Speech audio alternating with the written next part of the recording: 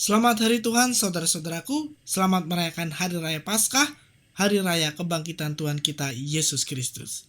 Kiranya semangat Paskah semakin menjiwai hidup kita setiap harinya.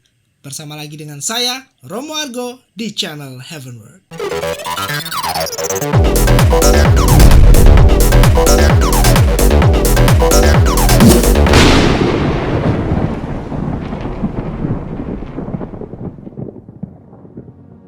Saudara-saudara yang terkasih, berbicara tentang kebangkitan Tuhan, apa sih yang membedakan antara kebangkitan Tuhan Yesus dengan kebangkitan orang-orang yang telah dibangkitkan oleh Tuhan?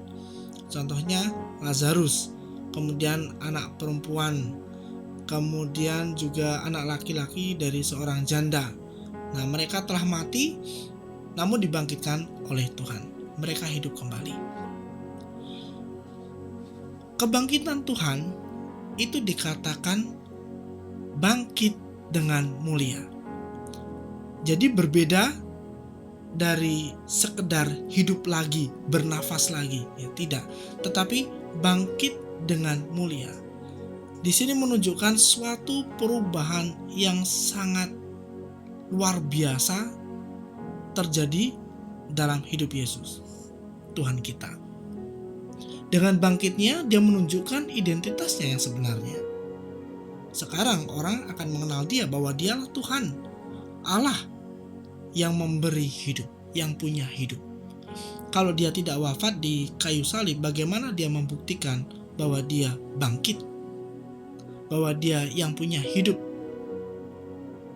Bagaimana dia bisa membuktikannya jika dia tidak wafat terlebih dahulu? Kemudian, dia bangkit dengan mulia ini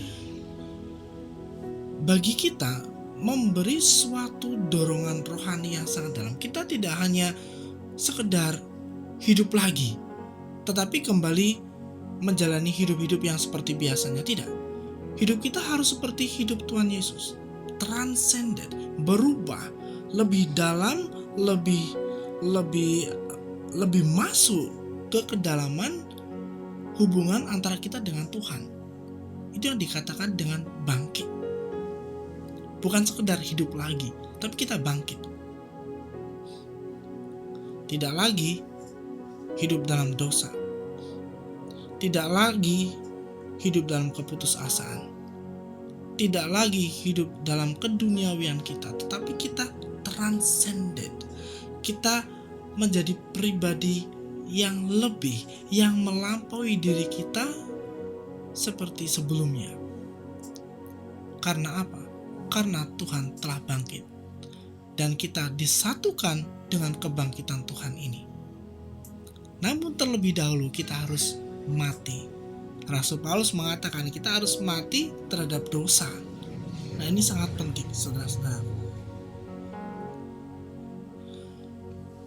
Jika Tuhan tidak bangkit, apa yang terjadi dengan kita? Bagaimana dengan iman kita?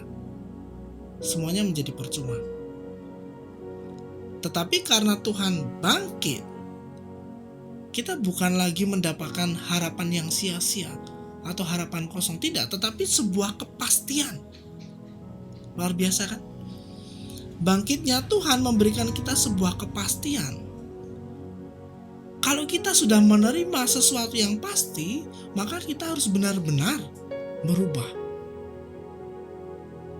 Kita sudah mendapatkan sesuatu yang pasti loh, saudara-saudaraku. Bukan sebuah janji yang bisa jadi nol, ya kan? Tapi kita diberikan sebuah kepastian. Tuhan Yesus telah bangkit. Kita harus bangkit. Kita harus berjuang. Kita harus berubah menjadi pribadi-pribadi yang transcended, yang punya kekedalaman rohani bersama dengan Tuhan Yesus. Mari saudara-saudaraku, di dalam perayaan Paskah ini kita renungkan, jika Tuhan telah bangkit, Dia telah memberikan hidupnya kepada kita semua, telah menebus dosa kita. Apa yang harus kita lakukan dalam hidup ini. Jangan sampai keselamatan itu menjadi sia-sia. Jangan sampai keselamatan itu tidak berbuah dalam hidup kita, karena kita masih menjadi orang-orang mati, belum bangkit. Tuhan Yesus mengasihi dan memberkati kita semua.